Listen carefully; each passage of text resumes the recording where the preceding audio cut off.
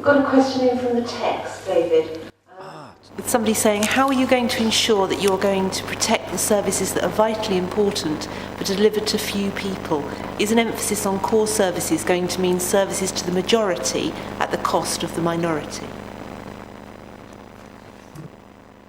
This is a key issue, I think, for all councils, core and non-core. Ultimately, they're politically determined, but they're part determined by the nature of our responsibilities and how we choose to go about those. But you see, through the partnership question that was asked, jointly together with other agencies, we can discharge those responsibilities, often to best effect of our customers. But this is, I think, it's a very much there's not an easy answer to core non-core.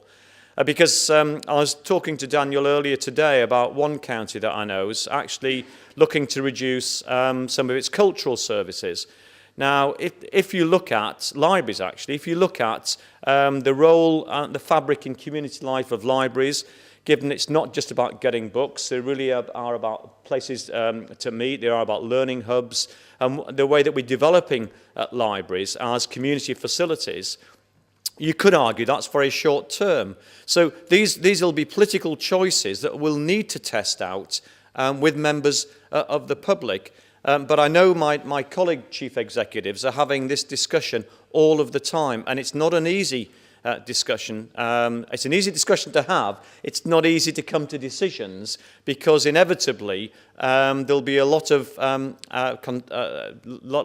public opinion about those services. If you just witness some of the public interest that we've had in the way that we've proposed to change some of the ways we are arranging our services, not stopping our services, but arranging our services through the last few months.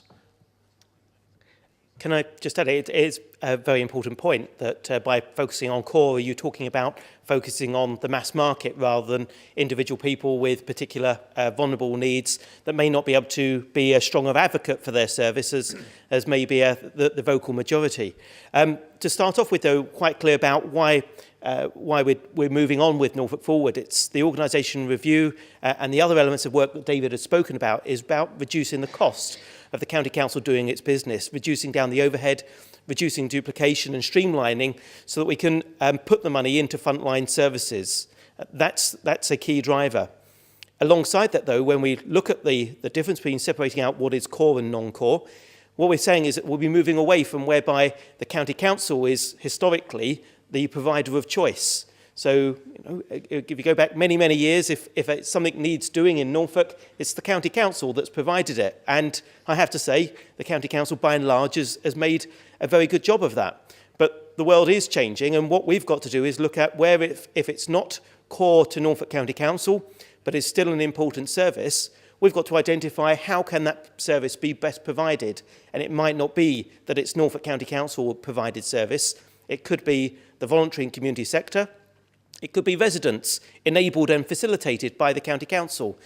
There's a whole raft of other opportunities which I won't talk about at length, but what we're saying is that just because it's not a mass market service, it doesn't mean to say that Norfolk County Council won't see it being provided in some way, shape or form.